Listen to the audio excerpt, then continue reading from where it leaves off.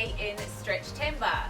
I've been loving seeing all of the photos that have been coming through in our group this week and just hearing about some of the benefits that you guys are feeling about learning some new stretches, or maybe there's stretches that you already know but you haven't been doing them. So it's been great to get back into the habit of doing some stretching again. So I wanted to put a video together of our entire week so you could do this sequence with me and have a really great stretch with me.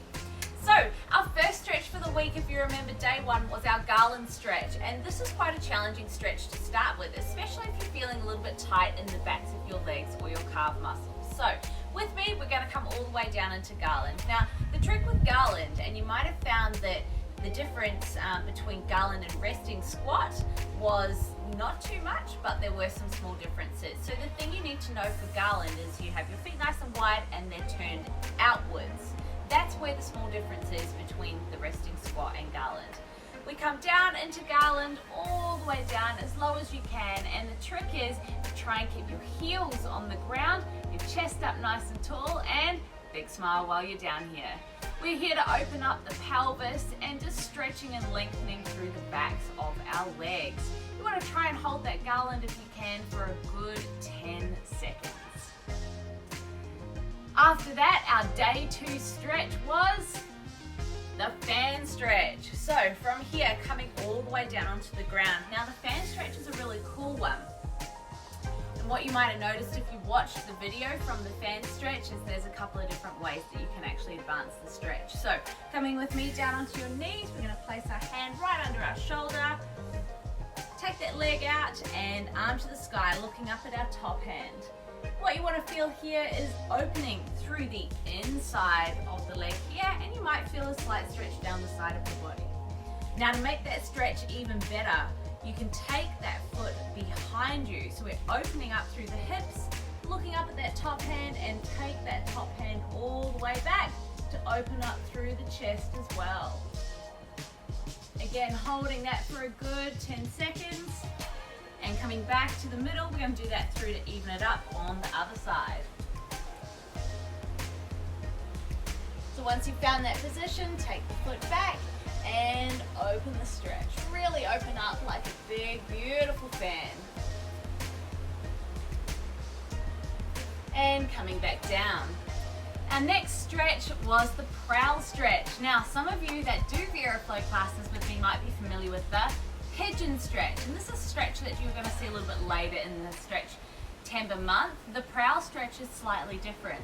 Now if you had a chance to watch the video, a little clue that I gave you was the banana. That's the shape that you want to make with your body. I know that some of you found this stretch a little bit challenging to photograph as well. It is a challenging one, so we're going to do it together here. Coming onto the side of your mat, you want to bend your front leg. Now with this stretch you want to make sure that your hips are square, so square facing the side, and as soon as you rotate those hips and you're sitting up on that leg, you should feel that stretch right there into your bottom and up the side or the back of your leg here. To come down into the prowl stretch, with this leg that's extended behind us, take that across the body as far as you can and hello right there into your bottom. Bring this arm here in, and then with this arm, the same arm as your extended leg, you want to take that across the body. So now you're making that banana shape, that curve with your body. Feeling that stretch right up the side of the body. We're going to do that through on the other side. So bend the leg, make sure that your hips are nice and straight. Coming down, curl your toes under on the back foot and then take that across the body. Sitting right down into that stretch and then make that banana shape, extending right to the end of the fingertips. And coming up. Alright, already we're at day 4. So a day 4 stretch was similar to the day 1 stretch.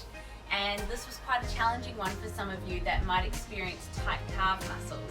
Now I know for me, teaching lots of fitness classes during the week and just generally moving about each day, one of the muscle groups that I find really tight for me is calf muscles. So personally, I find this one quite challenging.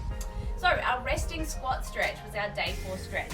With this one, you want your feet to be about kind of hip width apart, and unlike the garland where they were turned out, this time we've got them turned facing parallel, okay? So your hips are nice and straight, and we want to come all the way down into our resting squat. Now the trick here is to stay nice and low, and if you can, keep your heels on the floor and chest up. For some of you, you can get nice and low in this stretch. Others, you might find that you are just up a little bit further. As long as you're feeling that stretch right there in the calf muscles and up the back of your ankles, you're doing that stretch correctly. All right, day 5 after that, this was one of my favorite stretches for our week ahead, was the forward fold. I'm going to turn to the side and show you this one. Now, one of the things that I was speaking to a beautiful lady, her name's Katrina, who's in our group here this week, is she realized when she watched the video of the forward fold that she's been doing this one incorrectly. She found that she was coming down through the forward fold from her stomach, so bending at her spine and not really getting too much of a stretch. So when she watched the video, she realized that bending, or flexing, from the crease of the hips, keeping the legs straight is where she needed to be to get that stretch. So showing you from the side, you want to come up tall through the chest and then bending right here from the hips down as far as you can. Now, if this is the only distance that you can go, that's okay. If you can feel that stretch up the back of the legs, you're doing that perfectly. But if it is doable for you, have a slight softness in your knees. You don't want them locked, but you don't want them bent either, okay? A slight softness in the knees, and just dropping the head, dropping the shoulders all the way to the floor. Now, if you can, holding on to the back of your ankles or your calf muscles, and when you feel warm and ready to, just gently pulling your body through the legs as far as you can, and you should feel that stretch all the way up the back of the legs here. And rolling up. Good.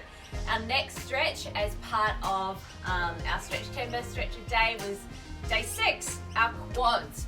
Quads are something that we use a lot of just in our general everyday exercise and movement as well, and can become very tight, which can cause a lot of challenges here in the hips when they start pulling down. Also on the knees when they start pulling up as well. So it's important to stretch out our quads. Now, I know sometimes what I see in my classes is people just picking up their foot and there's not really a lot else happening here. So lifting up tall in the chest here, bracing through your abdominals, hold them nice and tight, find that foot, and then from here you want to bring your knees close together and squeeze the cheeks in your bottom. When you do that, your pelvis should rotate forward, and hello, all of a sudden a stretch right here down from the hip flexor down the front of your thigh as well, okay? Let's try that on the other side as well.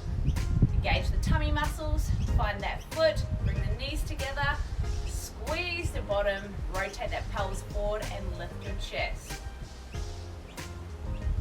And hold that one here for another 10 seconds.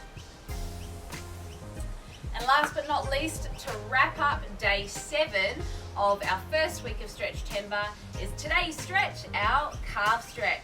Again, a really cool one if you're feeling very tight in the muscles in your legs. So if you've watched the video already, you'll know that there was 2 variations of the calf stretch. I'm going to step to the side here. You want to take a big step with your feet. Not here, big step with your feet. Okay, make sure that back heel is grounded into the floor. Lift that chest tall, and we're just leaning into that front leg. When you make sure that heel is down, you should feel that stretch right there into the muscle belly of your calf muscle, okay? Really important, again, if you're doing lots of high intensity classes or high impact classes where you're doing a lot of bouncing or jumping, or just general walking around, you can feel quite tight in your calf muscles. Now the variation of the calf stretch, you want to bring your feet a little bit closer together so they end up being about kind of hip width apart, however, facing the front here. And we come down through the middle, okay? So not leaning forward, not leaning backwards, right down straight through the middle, and you should feel now that calf stretch has changed.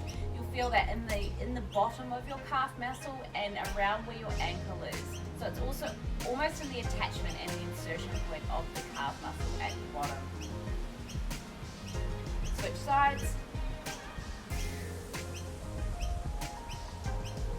And again, feeling that nice and deep into the bottom of your calf muscle and lengthening round through the ankle area. So that's it. That wraps up our first week of a stretch a day for StretchTember. I hope that you're feeling a little bit taller at the end of this video. We've done a lot of leg lengthening this week. I've got some great stretches coming up for the next 7 days, our second week of September, and I'm really enjoying seeing your photos as well. So give this video a go, and I would love to see a snippet of your video. Post it in the group or in the comments below. Thanks for joining me.